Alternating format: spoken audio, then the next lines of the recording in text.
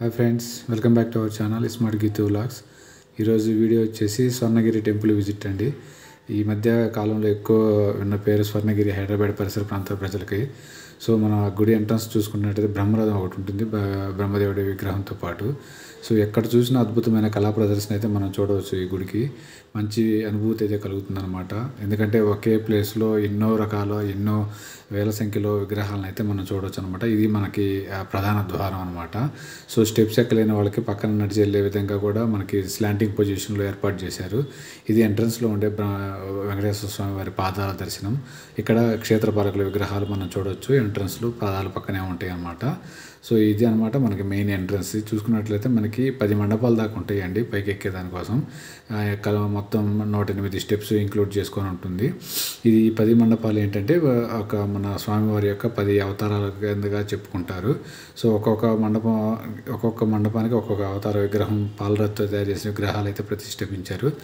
ఇది జనరల్గా పైకి వెళ్ళే వాళ్ళు ఎవరు అబ్జర్వ్ చేసి ఉండకపోవచ్చు, కానీ తప్పకుండా గమనించండి. 10 మండపాలకి 10 అవతారాల విగ్రహాలు అయితే బాగుంటాయి.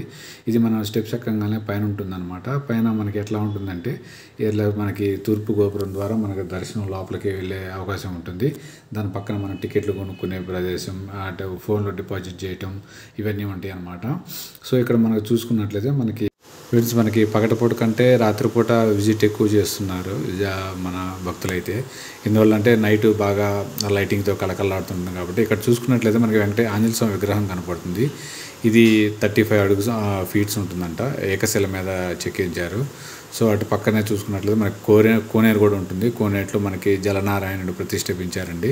అది కూడా వచ్చేసి మనకి ఏకశిల మీద తయారైంది. మొత్తం 6 కేజీల బరువు ఉంటుందంట దాదాపు. విగ్రహం మొత్తం పూర్తి అయ్యేసరికి అది 2.5 కిలోల బరువుతో రెడీ అయిపోయింది. ఇక్కడ చూసుకున్నట్లయితే మనకి జయగంట అంటారు దీన్ని. ఈ జయగంట వచ్చేసి మనకి దాదాపు 1700 కిలోల బరువు ఉంటుందన్నమాట. ఇది మనకి ఇండియాలోనే రెండవ గంటగా చెప్పుకుంటారు, ప్రాధాన్యత కలిగినది. సో ఇది చూసుకుంటే మనకి ఇది నార్త్ సైడ్ ఉన్న టెంపుల్ సైడ్స్ అండి. అంటే మనం తిరుమాడ వీధుల్లా చెప్పుకుంటాం కదా. సో ఇవి బాగా రథము, ఏదైనా ఉత్సవం జరిగినప్పుడు రథం తిప్పుకోవడానికి అనువుగా బాగా ఎడల్పుగా నిర్మించారనమాట.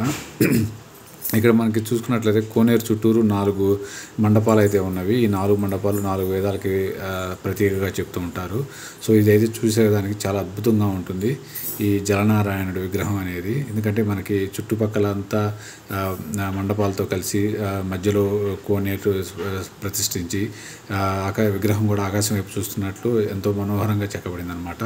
చూసుకున్నట్లయితే మనకి ఎటు సైడ్ చూసినా ఒక యూనిక్ డిజైన్ లాగా ఉంటుంది. అదే దీని యొక్క స్పెషాలిటీ.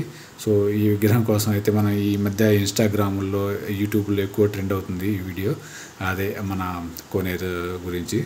సో ఈ విధంగా ముందుకు వెళ్తున్నట్లయితే మనకి దర్శనం కూడా 50 రూపాయల దర్శనం తీసుకుంటే దాదాపు 40 నిమిషాల దాకా పట్టే అవకాశం ఉంటుంది.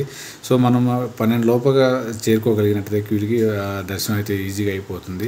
తర్వాత 12 to 12:30 మనకి దర్శనం నిలిపివేయబడుతుంది అనమాట. సో మళ్ళీ 12:30 నుంచి స్టార్ట్ అవుతుంది. అదేవిధంగా మనకి ఫ్రీ దర్శనం కూడా అందుబాటులో ఉంటుంది. సో మనకు క్రౌడ్ ఎక్కువగా ఉందనిపించినప్పుడు 50 రూపీస్ దర్శనం టికెట్ తీసుకుని వెళ్ళచ్చు. ఇది చూసారా, నేను చెప్పాను కదా ఇందాక 10 మండపాలని. ఇవి అనమాట మనకి ఎంట్రన్స్లో ఉండే ఈ 10 మండపాలు. సో మనం కిందకు వచ్చేటప్పుడు కూడా మెట్లు కాడ మనకి ఇక్కడ చిన్న షాపింగ్ కూడా చూసుకోవచ్చు. ఇది మనకి ఈ శ్రీకృష్ణుడి యొక్క వాళ్ళు ఉంటారు కదండి, హరిద్వార్ సంబంధించిన వాళ్ళు జస్ట్ ఇక్కడ ఫోటోలు, అక్కడ తయారు చేసిన ధూమ్ స్టిక్స్ ఇవన్నీ మనకి అందుబాటులో ఉంచారు. మేము ట్రై చేసాము, చాలా బాగున్నాయి ఇవి. ఫ్లేవర్ అయితే మనకి కంపల్సరీగా తీసుకోవచ్చు. ఇంట్లో మంచి ఫీలింగ్ అయితే కలుగుతుంది అనమాట. సో ఈ విధంగా ముందుకు వెళ్ళచ్చు అనమాట. ఫ్రెండ్స్, మనకి ఈ టెంపుల్ వచ్చేసి భువనగిరి కంటే ముందే వస్తుంది, స్వర్ణగిరి అనేది. ఇది మనకి వరంగల్ హైవేలో ఉంటుంది. యాదగిరిగుట్టకి కరెక్ట్గా 20 కిలోమీటర్ల డిస్టెన్స్లో ఉంటుంది అనమాట. చాలామంది అయితే మార్నింగ్ యాదగిరిగుట్టను సందర్శించుకొని తర్వాత రిటర్న్ ప్రయాణంలో ఈవినింగ్ కల్లా ఈ స్వర్ణగిరి టెంపుల్ చేరుకొని దర్శనం కోసం ఎదురు చూస్తుంటారు. ఎందుకంటే నైట్ వ్యూ ఇంకా బాగుంటుంది, క్రౌడ్ కూడా ఆల్మోస్ట్ చాలా ఎక్కువగా ఉంటారు. సో మీరు ఎప్పుడైనా ప్లాన్ చేసుకోవాలనుకుంటే అలా ప్లాన్ చేసుకుంటే మీకు బాగుంటుంది. ఒకేసారి 2 పుణ్యక్షేత్రాలను కవర్ చేసినట్లుగా. ఓకేనా ఫ్రెండ్స్? Thank you.